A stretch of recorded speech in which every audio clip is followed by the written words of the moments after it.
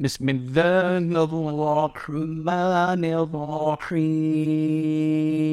اللہ کے نام سے شروع جو بڑا مہربان نہایت رحم والا۔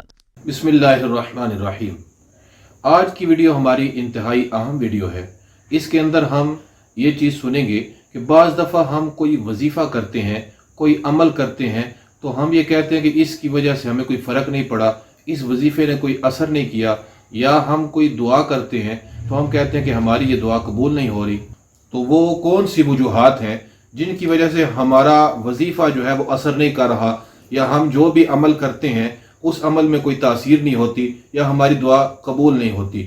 تو ہم اس کے بارے میں یہ سنیں گے کہ کوئی بھی عمل ہو یا وظیفہ ہو، اس کی قبولیت کے لیے 7 چیزیں شرط ہیں۔ تو ان 7 چیزوں کے متعلق چند باتیں سنیں گے۔ سب سے پہلی چیز جو اعمال کی قبولیت اور وظیفوں کے اثر میں مؤثر ہوتی ہے، سب سے پہلی شرط یہ ہے کہ بندے کا رزق جو ہے یہ حلال ہو اور وہ لقمہ حرام سے بچتا ہو۔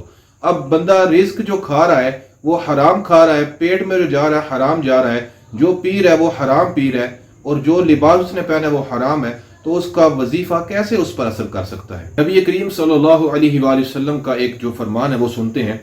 ارشاد فرمایا، ایک شخص اس نے طویل سفر کیا، اس کے جو بدن ہے وہ پورا گندا ہو چکا ہے، اس کے بال بکھرے ہوئے ہیں، یعنی اس کی حالت ایسی ہے کہ وہ کوئی بھی دعا کرے تو وہ قبول ہو جائے، کیونکہ مسافر کی دعا قبول ہوتی ہے۔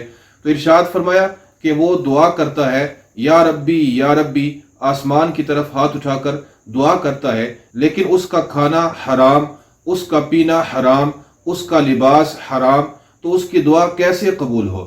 یعنی فرمایا کہ اگر تم یہ چاہتے ہو کہ دعا ہماری قبول ہو تو کسب حلال کرو، خود بھی حلال کھاؤ اور گھر والوں کو بھی حلال کھاؤ، تو وظیفہ ہمارا اسی وقت قبول ہوگا جب ہم جو ہے وہ اپنی کمائی کو حلال کریں گے، حرام سے ہر صورت میں بچتے رہیں گے۔ تو یہ پہلی چیز ہو گئی کہ ہماری کمائی حلال ہو، خود بھی حلال کھائیں اور گھر والوں کو بھی حلال کھلائیں، حرام سے بچیں۔ اور دوسری چیز جو ہمارے اعمال کی قبولیت کا سبب بن سکتی ہے اور ہمارے وظائف کے اندر تاثیر پیدا کر سکتی ہے، وہ ہے سچ بولنا اور جھوٹ سے ہر صورت بچنا۔ جب بندہ سچ بولے گا تو پھر جو ہے اس کی زبان کے اندر تاثیر ہوگی۔ اور تیسری چیز ہے نیت کا درست ہونا اور نیت کا پاکیزہ ہونا، یعنی جو بھی کام کرنا ہے وہ اللہ تبارک و تعالیٰ کی رضا کی نیت سے کیا جائے، اس عمل کے اندر ریاکاری نہ ہو، دکھاوا نہ ہو، اور دیگر کوئی بری نیت جو ہے وہ شامل نہ ہو۔ تو یہ تیسری چیز ہوئی کہ نیت کا درست اور پاکیزہ ہونا۔ اور کسی بھی عمل یا وظیفے کی قبولیت کے لیے جو چوتھی شرط ہے وہ یہ ہے کہ بندہ شریعت کے احکامات کی پیروی کرنے والا ہو۔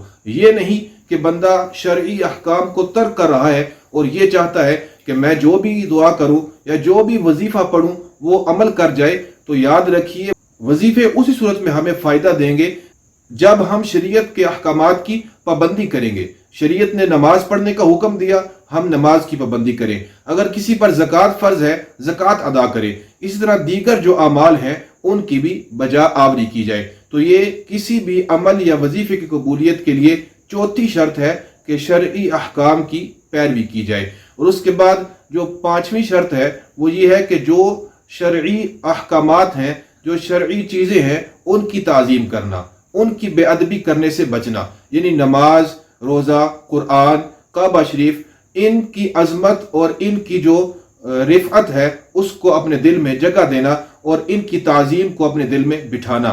تو یہ پانچویں شرط ہوئی۔